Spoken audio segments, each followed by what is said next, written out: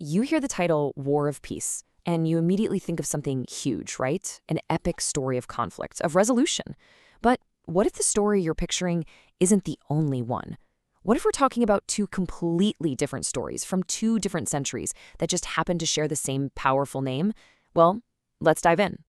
And we're going to start right here with this question from a character named Ethan. Did the war actually end, or did it just move inside? I mean, that just hits you, doesn't it? It immediately drops us right into the middle of his battle, a war that clearly didn't end when the guns went silent. So that leads us right into our first story, a modern drama made for YouTube that really tackles this idea of an internal war head-on. This isn't about armies and nations. It's about one veteran's private battle for his own soul.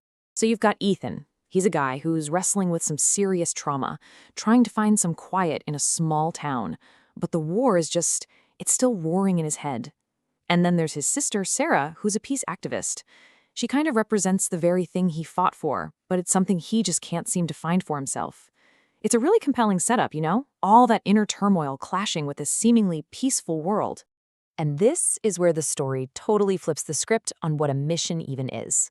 Ethan's old commander shows up and pulls him back in, but not for a firefight. Nope. This time, the mission is to protect peace talks. His new battlefield? It's a negotiation hall. His weapons aren't guns, they're supposed to be words, empathy. And his adversary isn't some soldier, it's a politician trying to wreck the whole thing. So the real question becomes, can this totally different kind of fight finally quiet that war inside of him? Okay, so this is where things get really interesting. We've been talking about this modern drama, this very personal, very internal story about one soldier. I'm just going to let that question hang there for a second, because if you heard the title, War and Peace, and your mind immediately jumped to something else, something much, much bigger, well, you're not wrong. And this just lays it all out, doesn't it? On one side, you've got a tight 15-minute drama about a single veteran. And on the other, Leo Tolstoy's 1,200-page historical epic about the Napoleonic Wars and the entirety of Russian society. I mean, we're talking about two completely different worlds sharing one legendary title. So let's talk about that other War and Peace. You know, the author Harry James once famously called it a large, loose, baggy monster. And honestly, that's a perfect way to describe its sheer incredible scale. Yeah, just look at that number. Over 1,200 pages.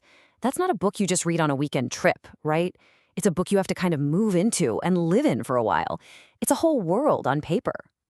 What's wild is that this epic scope, it wasn't even the original plan. Tolstoy didn't set out to write this historical monster. He actually wanted to write about his own time. But to explain the present, he realized he had to go back and explain the past. And to explain that past, he had to go even further back, until he found himself all the way in 1805, right at the beginning of the Napoleonic Wars. He basically fell down a historical rabbit hole.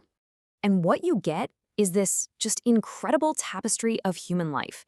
It is so much more than just war.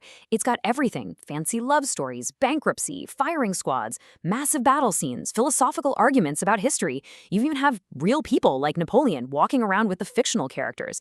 It's life in all its messy, complicated glory. Okay, so we have these two completely different works, a short, focused YouTube drama and a massive, sprawling epic novel. Let's put them side by side and really see how they both dig into that single, powerful theme. And you can see the difference in scale right here. The script is all personal, it's internal. The novel is sweeping, historical, and societal. The conflict in one is the battle for a single person's soul. In the other, it's the clash of entire nations. So they end up asking these very different questions. The script asks, how does a person heal? The novel asks, who or what is really in charge of history? They're looking at the same theme, just from opposite ends of a telescope. So you end up with one war fought inside the quiet, lonely corners of the mind, and another fought across an entire continent. One is this micro-level look at trauma and healing, and the other is a macro-level view of society and the huge impersonal forces of history. Which brings us to the big question, right? Why does this theme of war and peace keep coming back in so many different forms? What is it about this struggle that we just can't look away from, whether it's told in 15 minutes or 1,200 pages? Tolstoy himself kind of gives us a clue. He said his book wasn't a novel, it wasn't a poem, it was just what he needed to say and the form he needed to say it. And that's exactly what's happening today, right? A creator telling a story about modern trauma on YouTube is doing the same thing, finding the right form for the story that needs to be told right now. And that's really the heart of it all. These two works, made 150 years apart in totally different ways, they show us how our definition of war has changed. It's not always about armies anymore. The battlefield can be a snowy field in 19th century Russia, or it can be the quiet, relentless landscape of a veteran's own mind. It's the same fundamental human story, just told for a different time. Which leaves us with this one last thought. Tolstoy used the novel, which was the dominant medium of his time. Today's storytellers use online video. So, what's next? How will new technologies and new creators continue to explore this timeless, fundamental human struggle between war and peace?